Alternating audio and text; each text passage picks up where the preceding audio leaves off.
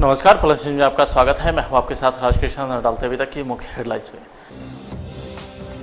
बिहार में मनाई जा रही जॉर्ज फर्नांडिस की जयंती, नीतीश कुमार ने किया प्रतिमा का अनावरण।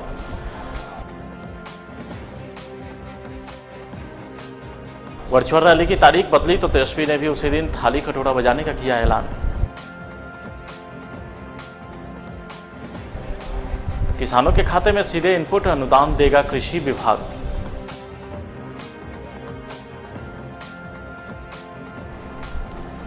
और सड़क पार कर रहे लोगों को ट्रक ने रौंदा, बाप बेटे सहित 3 की हुई मौत। अब खबरें विस्तार से। समता पार्टी के संस्थापक और समाजवादी पार्टी के नेता जॉर्ज फर्नांडिस की जयंती है। जॉर्ज फर्नांडिस की जयंती के अवसर पर बिहार के मुख्यमंत्री नीतीश कुमार ने उनकी प्रतिमा का अनावरण किया है। मुजफ्फरपुर के सिटी पार्क में जॉर्ज फर्नांडिस की प्रतिमा लगाई है। वीडियो कॉन्फ्रेंसिंग के जरिए प्रतिमा का अनावरण किया गया है। सुबह 11 बजे सीएम हाउस के नेक्स्ट संवाद कार्यक्रम में डिप्टी सीएम सुशील मोदी समेत तमाम नेता मौजूद रहे हैं। आपको बता दें कि प्रसिद्ध समाजवादी राजनेता एवं पूर्व केंद्रीय मंत्री जॉर्ज फर्नांडिस की जयंती हर साल 3 जून को मुजफ्फरपुर में राजकीय समारोह के रूप में मनाए जाने की स्वीकृति दी गई है। जॉर्ज फर्नांडिस बेहद मुखर नेता के रूप में जाने जाते थे, जिनका जन्म 3 जून 1930 को हुआ था।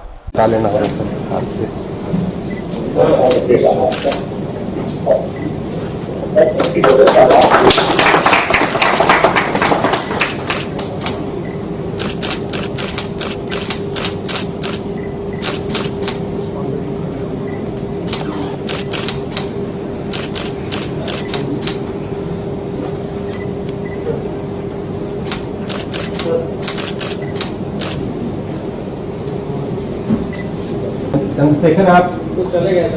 चंद्रशेखर जी वहाँ पर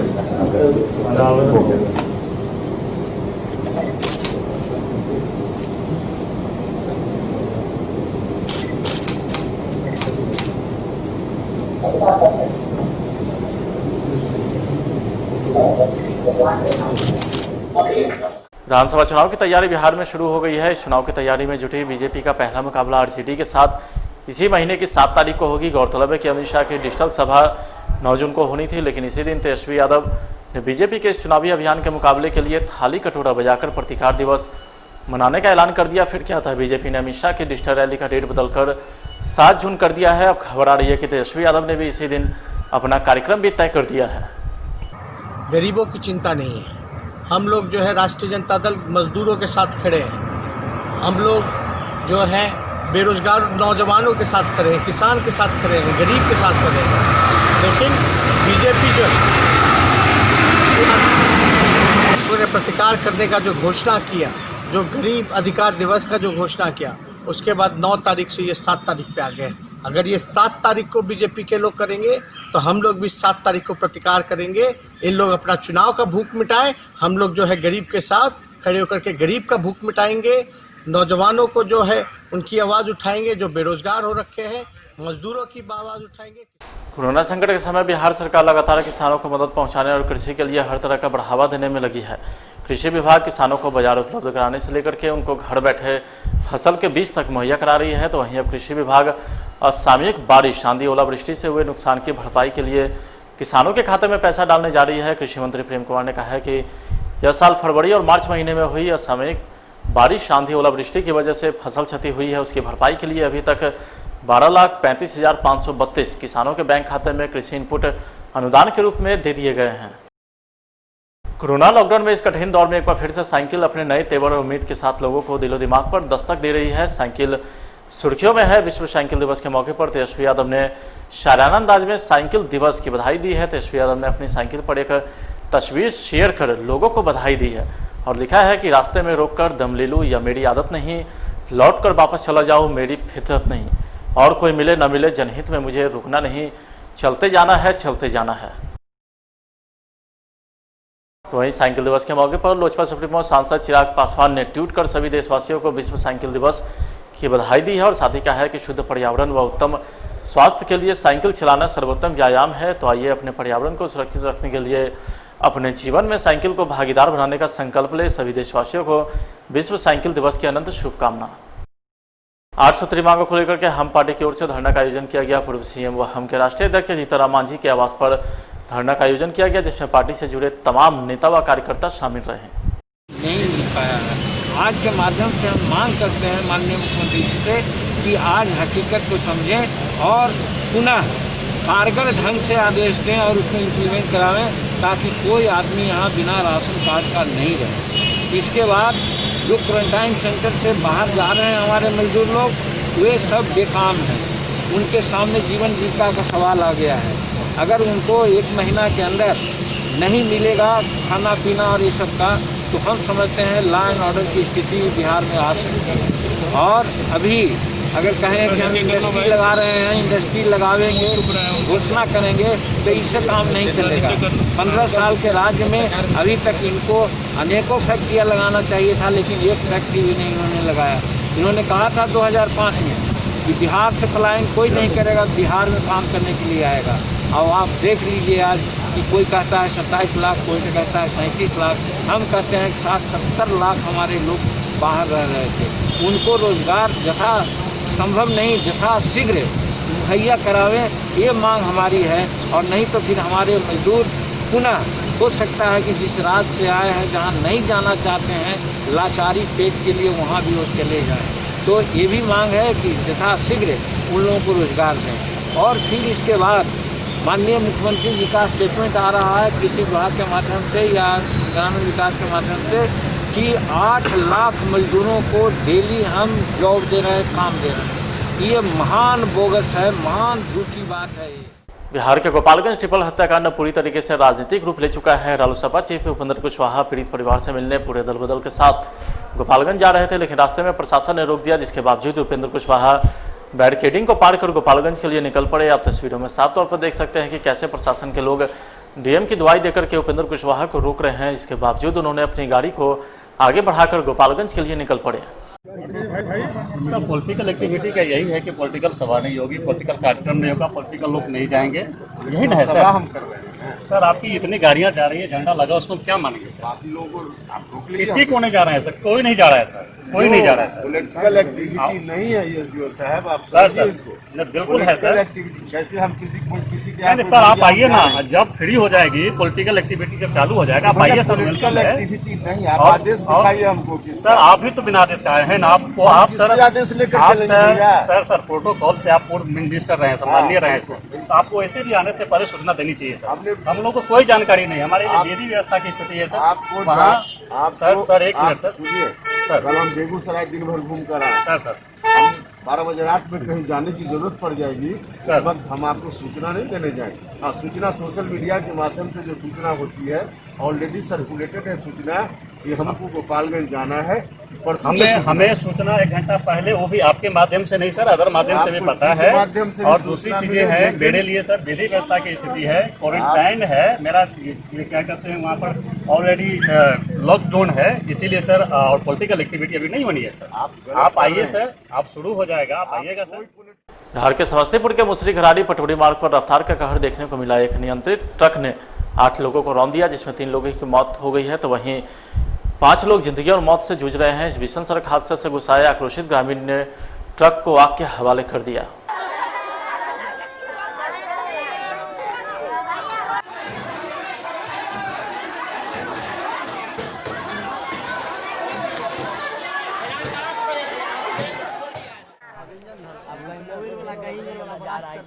भागो, अब जो ब्लास्ट होगा बहुत तेज होगा। पाकिस्तानी यूट्यूबर्स और पाकिस्तानी न्यूज चैनल्स को निशाने पर लेकर चर्चा में आने वाले मुंबई के विकास फाटक उर्फ हिंदुस्तानी भाव ने एकता कपूर के खिलाफ एक एफआईआर दर्ज कराई है। उनका दावा है कि एक वेब सीरीज के लिए एकता कपूर ने गैर वाजिब तरीके से सेक्स सीन शूट किया था। उनका दावा है कि एकता कपूर ने अपनी वेब सीरीज में एक ऐसा सीन रखा है जो भारतीय आर्मी की तौहीन करती है। एकता कपूर और उनकी मां शोभा कपूर ने अल्ट बालाजी के ऊपर एक सीरियल बनाया है XXX, जिसमें भारतीय सेना और उनके जवान जो बॉर्डर में होते हैं उनके परिवार के बारे में आपत्तिजनक दृश्य उन्होंने प्रस्तुत किया है। साथ ही इंडियन आर्मी के यूनिफॉर्म के साथ भी उन्होंने मजाक बनाया है। ये मैं दुख के साथ बोलना चाहूंगा, इससे पूरे भारतीय सेना, पैरामिलिट्री और आर्मड फोर्सेस, जिनके लोग अपने घरों से दूर, परिवार से दूर और सीमाओं पे अपने देश के लिए जान और अपने पूरी जिंदगी देने को तैयार रहते हैं। मैं ये नहीं समझता कि क्यों इस तरह की इन्होंने 3X सीरियल बनाई, क्योंकि इस सीरियल से फिल्म इंडस्ट्री के ऊपर एक धब्बे के जैसा हालात हुए हैं। मैं ये बताना चाहता हूं कि फिल्म इंडस्ट्री में जो कलाकार होते हैं वो फौजियों के बहुत अच्छे अच्छे कारनामों को दिखाते हैं। मैं ये समझता हूं कि सेंसर बोर्ड और भारतीय सेना और हमारी भारत सरकार इसके ऊपर एक कानूनी कार्रवाई भी करे और भविष्य में इस तरह की कोई सीरियल ना बने, इसके लिए उन्होंने एक इंस्ट्रक्शन देना है और सेंसर बोर्ड इस तरह की बातों को, इस तरह के प्रसारण को एकदम 100% रोक दे। मैं ये बताना चाहूंगा कि जो भारतीय सेना का जो इतिहास रहा है, जो घरों से दूर, अपने देश से दूर रह के अपनी सीमाओं पर, अब विदेश में अपनी एक गौरवशाली का उन्होंने इतिहास बनाया है। मैं नहीं समझ पा रहा हूं कि एकता कपूर ने अपनी सीरियल को बनाने में क्या सोचा है। बिहार में कोरोना वायरस के कहर लगातार जारी है। इस बीमारी से राज्य में 25वें मरीज की मौत हो गई है। जानकारी के मुताबिक मृतक दूसरे राज्य में काम करने वाला श्रमिक था जो हाल ही में जमुई से लौटा था। जमुई जाने के बाद उसे क्वारंटीन सेंटर में भर्ती कराया गया था, जहां उसकी तबीयत अचानक से बिगड़ गई। तबीयत बिगड़ने के बाद उसे अस्पताल में भर्ती कराया गया, जहां डॉक्टर ने बेहतर इलाज के लिए पटना के पीएमसीएच रेफर किया था, लेकिन पटना पहुंचने के पहले ही मरीज ने रास्ते में दम तोड़ दिया। पटना नगर निगम अजीमाबाद में कार्यरत सफाई कर्मी की मौत के बाद निगम अधिकारी की पहल से पीड़ित पत्नी को करीब 25,000 रुपये देकर आर्थिक मदद की गई। बताया जाता है कि पटना सिटी के वार्ड नंबर 54 इलाके के रहने वाले निगम सफाई कर्मी राजू कुमार की मौत लंबे समय से चल रहे बीमारी के कारण हो गई थी, जिसके बाद पीड़ित परिवार भुखमरी के कगार पर आ गई। तो वहीं निगम अधिकारी राकेश मिश्रा के पहल पर मृतक सफाई कर्मी की पत्नी को 25,000 रुपये देकर आर्थिक मदद की गई। देखिए, वार्ड नंबर 54 के हमारे एक राजू कुमार अस्थायी कर्मचारी थे जिनका आकस्मिक मृत्यु हो गया था। उनकी अपनी पत्नी जो थी कालू देवी, उनको हमने अपने स्टाफ कर्मियों और जो भी वहाँ वार्ड सदस्य के जितने भी कर्मचारी हैं 12 वार्डों को, उन सभी से हमने बोला कि एक छोटी सी सहयोग राशि है उनको दे दी जाए। तो क्या कि पटना नगर निगम में वो लोग हमारे पूरे जीवन भर सहयोग दिए। हमने एक परंपरा स्टार्ट किया कि सोचे कि किसी भी व्यक्ति को जो इतना जीवन दिया है, जीवन भर काम किया है, उसको हमने सहयोग के लिए एक तरफ में अभी तो हमने शुरुआत की तो हमने 25,000 रुपये के अमाउंट उनको अभी हमने दिया है सहयोग करने। क्या नाम था उनका मृतक का?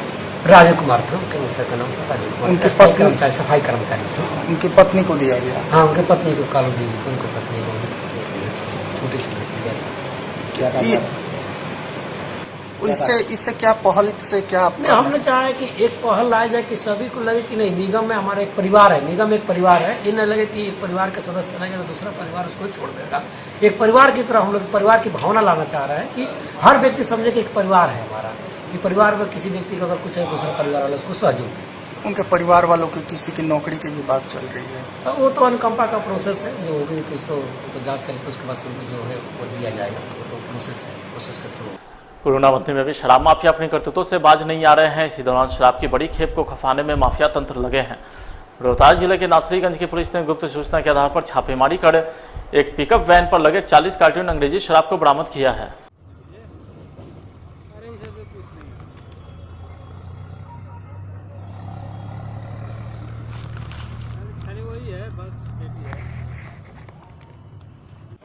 क्या लेकर के हैं? दारू जांच करा रहे हैं। कितना मात्रा में? होगा करीब 35-40 पेट, से ज़्यादा होगा।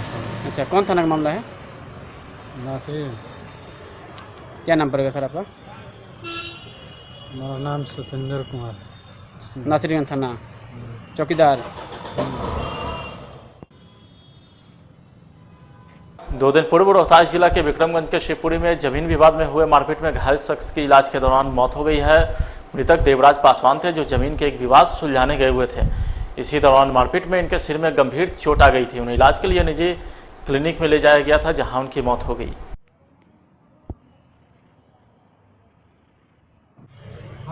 अन्याय हो गई, जमीन के लेकर के समझौता में गईलन, ओकरा चलते ये लोग धोखा से मार लोग दियल। पुरान आदमी बनन,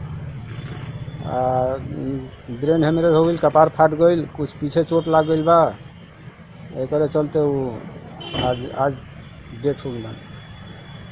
क्या नाम है मृतक का? देवराज पासवान। कहाँ के रहने वाले हैं? सीपुर बरना विक्रमगंज थाना।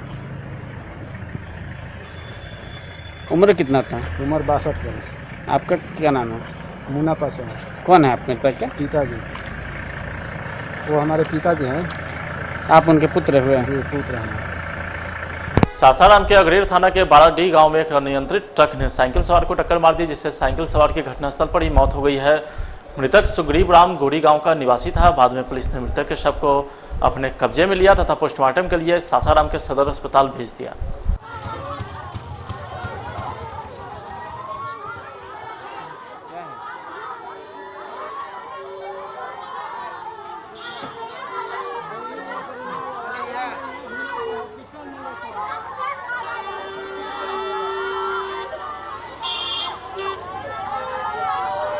सासाराम में। कहाँ से आ रहे थे? ये कोनार गांव से आ रहे थे। ये घटना कहाँ पे हुआ है? बाराडीह के करीब हुआ है। अच्छा, कैसे, मतलब क्या चीज से थे? पैदल थे, कैसे थे? नहीं, साइकिल से थे। अच्छा, साइकिल से थे, गाड़ी मार दिया टक्कर। कौन गाड़ी वाला? गाड़ी माल गाड़ी था, ट्रक था। कहाँ के रहने वाले हैं? ये गोरी के रहने वाले हैं। अच्छा, हाँ, हम लोग उनके रिश्तेदार हैं। क्या नाम है इनका? सुग्रीव राम। उम्र कितना है? उम्र 32 साल। क्या करते थे? यही गरीब आदमी है, मजदूरी करता है। क्या नाम पड़ेगा आपका? हमारा नाम धीरज राम पड़ेगा। आप कौन इनके हैं? हम उनका बहनोई है। कौन थाना क्षेत्र का मामला है ये करागर थाना का क्षेत्र। देश के प्रधानमंत्री नरेंद्र मोदी के आत्मनिर्भर भारत के सपने को साकार कर रहे हैं। रोहतास जिला के नोखा के रहने वाले दिव्यांग दंपति कल तक दोनों पैर से दिव्यांग आरती देवी मोहल्ले की लड़कियों को सिलाई कटाई सिखाती थी, तो वहीं उसका दोनों हाथ से दिव्यांग पति नरेश पटेल उसके कामों में मदद करता था। लेकिन लॉकडाउन के कारण सिलाई कटाई सिखाने का भी काम बंद हो गया। लगभग 1 महीने तक दोनों दिव्यांग दंपति किसी तरह गुजारा किया, लेकिन जब देखा कि आर्थिक स्थिति चरमरा रही है तो अपने ही सिलाई सेंटर में कपड़े का मास्क बनाने का काम शुरू किया। पहले तो 50 से 100 मास्क तैयार कर आसपास के मोहल्लों के दुकानों में बेचनी शुरू की, लेकिन धीरे धीरे मांग बढ़ने लगी तो नोखा बाजार के ही 8 से 10 लड़कियों को इसने मास्क बनाने के काम पर रख लिया। स्थिति यह है कि आरती के सेंटर में आज 8 लड़कियां दिन भर मास्क बनाने में लगी है। ये लोग प्रतिदिन 300 रुपये से अधिक की कमाई अपने गाँव में ही कर लेती है।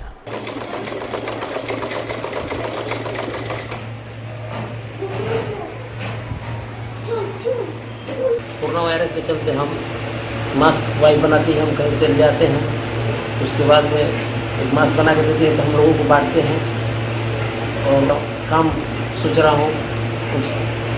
मैं सिलाई का काम करती थी और कोरोना वायरस की वजह से मेरा सेंटर बंद हो गया और कुछ लड़कियों को सिखाती थी और उसके बाद मेरे पेट का खर्चा नहीं चल रहा था मेरे परिवार को, तो मैं किसी तरह मैं सोची कि अब मैं क्या करूं ताकि मेरा घर परिवार का खर्चा चले।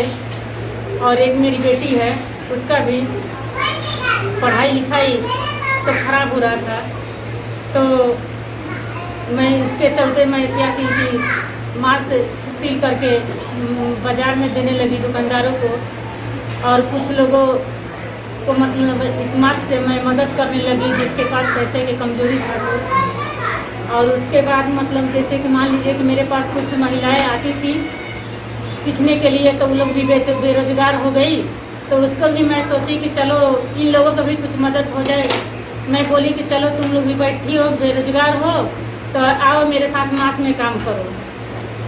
और सबको मतलब इसी तरह से अगर सरकार को मेरी चाहे तो कुछ मदद कर सके कि ताकि मेरे जीवन का परिस्थिति सुधार जाए, ताकि कि मैं पति और पत्नी दोनों विकलांग हूँ और मेरी एक बेटी है जिसका नाम हिमांशु पटेल है और वो अभी 8वां साल होने जा रहा है उसका।